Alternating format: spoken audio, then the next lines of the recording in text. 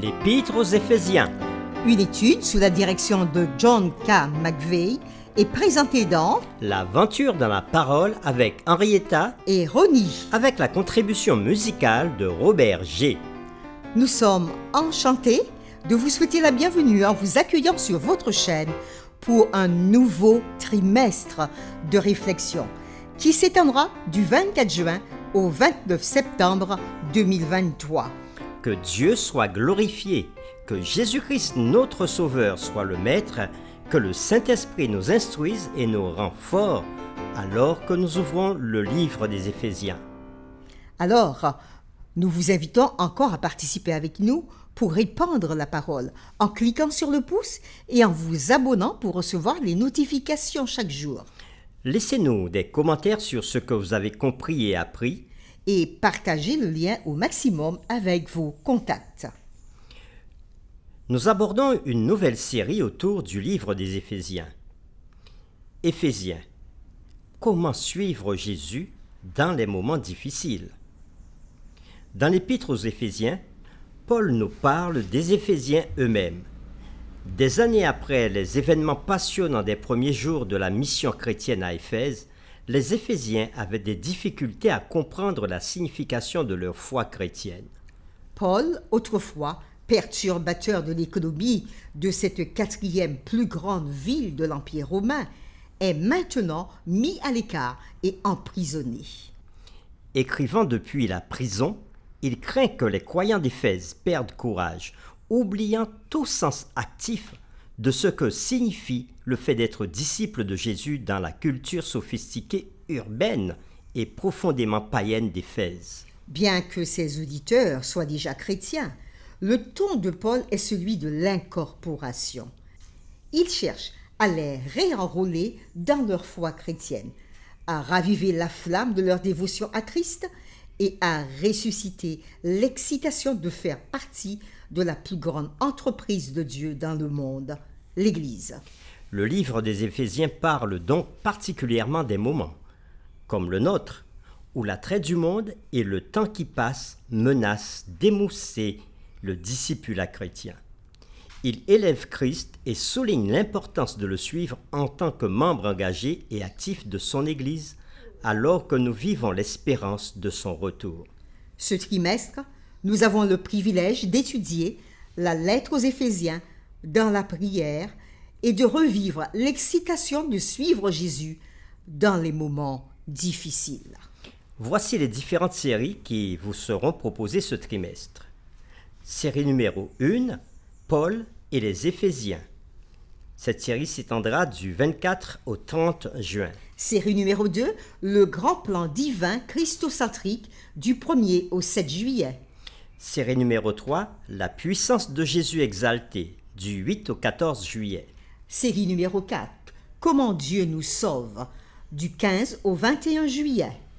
Série numéro 5, expiation horizontale, la croix et l'Église, du 22 au 28 juillet. Série numéro 6, le mystère de l'Évangile, du 29 juillet au 4 août. Série numéro 7, le corps unifié de Christ, du 5 au 11 août. Série numéro 8, marcher selon la parole et revêtir l'esprit de vérité, du 12 au 18 août. Série numéro 9, une vie de sagesse, du 19 au 25 août. Série numéro 10, Marie et femme, ensemble à la croix, du 26 août au 1er septembre. Série numéro 11, pratiquer la loyauté suprême à Christ, du 2 au 8 septembre. Série numéro 12, l'appel à tenir ferme, du 9 au 15 septembre. Et série numéro 13, guerroyer pour la paix, du 16 au 22 septembre. Et la dernière série, série numéro 14, Éphésiens dans les cœurs, du 23 au 29 septembre 2023. Et pour ce jour, l'étude de cette semaine s'étend du samedi 24 au vendredi 30 juin 2023. Les lectures de la semaine concernent les chapitres suivants. Acte chapitre 18, versets 18 à 21. Acte 19, les versets 13 jusqu'au chapitre 20, le verset 1er. Acte 20, les versets 17 à 38. Éphésiens 1, versets 1 et 2. Éphésiens 6, versets 21 à 24. Éphésiens 3, verset 13. Éphésiens 1, versets 9 et 10. Le texte à mémoriser de cette semaine que nous vous invitons à dire avec nous se trouve dans Éphésiens chapitre 1er, les versets 9 et 10. Nous faisant connaître le mystère de sa volonté, selon le bienveillant dessein qu'il avait formulé en lui-même, pour le mettre à exécution lorsque les temps seraient accomplis, de réunir toutes choses en Christ, celles qui sont dans les cieux et celles qui sont sur la terre. Nous vous invitons à le reprendre avec nous dans Éphésiens chapitre 1, les versets 9 et 10. Nous faisons connaître le mystère de sa volonté selon le bienveillant dessein qu'il avait formé en lui-même, pour le mettre à exécution lorsque les temps seraient accomplis, de réunir toutes choses en Christ, celles qui sont dans les cieux et celles qui sont sur la terre. Il y a toujours un but derrière un texte. Et parfois, ce but est important. Exemple, Abraham Lincoln écrit son célèbre discours de Gettysburg en 1863 après la terrible dévastation de la guerre de sécession qui fit environ 7000 morts parmi les soldats. Dans ce discours, invoquant les pères fondateurs, Lincoln exprima sa conviction que la guerre civile était le test ultime pour savoir si la nation créée en 1776 demeurerait ou périrait. Paul avait aussi un but profond qui motivait sa lettre. Les Éphésiens étaient tentés de perdre courage à cause de l'emprisonnement de Paul et de la persécution et des tentations continues. Paul leur rappelle ce qui s'est passé à leur conversion en acceptant Christ comme leur sauveur et en faisant partie de l'Église, ils sont devenus le corps de Christ, les matériaux de construction du temple, l'épouse de Christ et une armée bien équipée.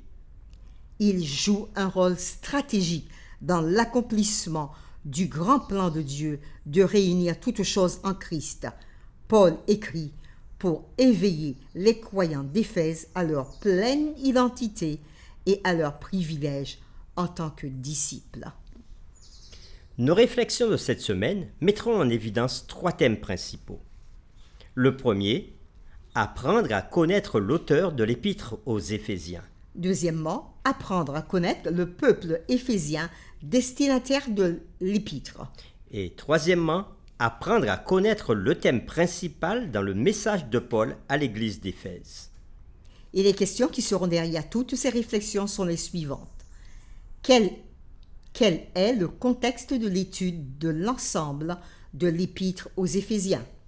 Qui sont les Éphésiens? Quel est le thème omniprésent de Paul dans cette épître? Et c'est avec les séquences suivantes que nous le ferons. Le samedi 24, Paul et les Éphésiens. Le dimanche 25 juin, Paul, évangéliste à Éphèse. Le lundi 26 juin, l'émeute au théâtre. Le mardi 27 juin, entendre la lettre de Paul aux Éphésiens. Le mercredi 28 juin, Éphésiens en son temps. Le jeudi 29 juin, Éphésiens, une lettre imprégnée de Christ. Et le vendredi 30